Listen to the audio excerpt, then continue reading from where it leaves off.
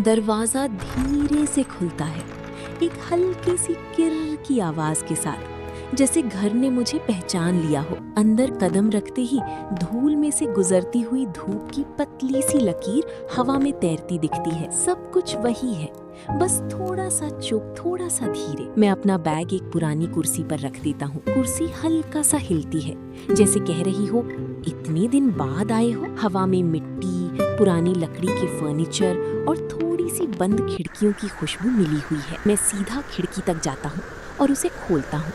बाहर से हल्की सी ठंडी हवा अंदर आती है, पर्दे धीरे से हिलते हैं और घर एक लंबी सांस लेता है। रसोई की तरफ जाने पर सब कुछ बिल्कुल वैसे ही पड़ा है। चूल्हा, बर्तन, एक कोने में रखा पुराना मसालों का डब्बा।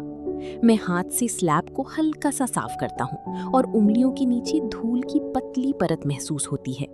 सिंक के पास रखा एक स्टील का ग्लास उठाता हूँ, उस पर उंगली से हल्का सा गोल बना देता हूँ, जैसे बचपन में करता था। थोड़ी देर बाद मैं पानी गर्म करने के लिए चूल्हा जलाता हूँ। छोटी सी आग जलती है, केटल में पानी उबलने लगता है और उसकी हल्की सी सीटी घर के सन्नाटे को तोड़ती है। मैं चाय के लिए अदरक को धीरे धीरे कुटता हूँ, उसकी खुशबू हवा में घुल जाती है। कप में चाय डालते वक्त हल्की सी भाप उठती है। मैं उसे हाथों में पकड़कर एक पल के लिए आंखें बंद करता हूँ। वरांडा में बैठकर चाय पीता हूँ। सामने का आंगन थोड़ा सा जंगली हो गया है, घास बढ़ गई है, लेकिन एक कोने में अभी भी वही पुराना नीम का पेड़ खड़ा है। हवा चलती है और पत्तों की हल्की सी सरसराहट सुनाई देती है। मैं कप को हाथ में घुमाता हूँ और धीरे से सिप लेता हूँ। चाय थोड़ी कड़वी, थोड़ी गर्म, बिल्कुल यादों जैसी। शाम होने लगती है और मैं घर के अंदर वापस आता हूँ।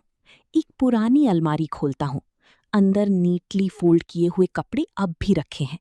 मैं उन्हें एक एक करके हाथ में लेता हूँ। कपड़े का टेक्सचर महसूस करता हूँ, थोड़ा सा खुरदुरा, थोड़ा सा नरम। एक पुराना शॉल मिलता है जिसे मैं अपने कंधों पर रख लेता हूँ। उसमें से एक हल्की सी पहचानी हुई खुशबू आती है, जैसे किसी अपने की। रसोई में वापस जाकर मैं कुछ सिंपल बनाने का सोचता हूँ। आटा गूंथता हूँ, हाथ गीले, आटा नरम होता जाता है। बेलन से रोटी बेलते वक्त थक थक की आवाज आती है। तवा गरम होता है और रोटी फूलने लगती है। उसकी गरम गरम खुशबू पूरी घर में फैल जाती है। मैं एक छोटी सी सब्जी भी बना लेता हूँ।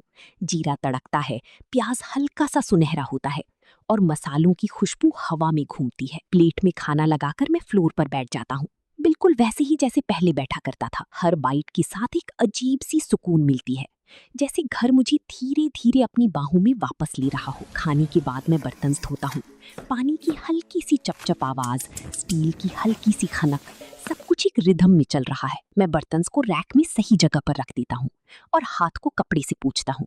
साफ हाथों की मीठी सी खुशबू, एक छोटी सी सेटिस्फैक्शन। रात थोड़ी और गहरी हो जाती है। मैं एक पुरानी डायरी निकालता हूँ और वरांडा के पास बैठकर कुछ लिखने लगता हूँ। पेन का कागज पर चलना और बीच बीच में रुककर सोचना। कुछ लिखने की जरूरत नहीं, बस बैठना ही काफी लगता है। हवा थोड़ी ठंडी हो गई है तो मैं एक छोटी सी बत्ती जला देता हूँ।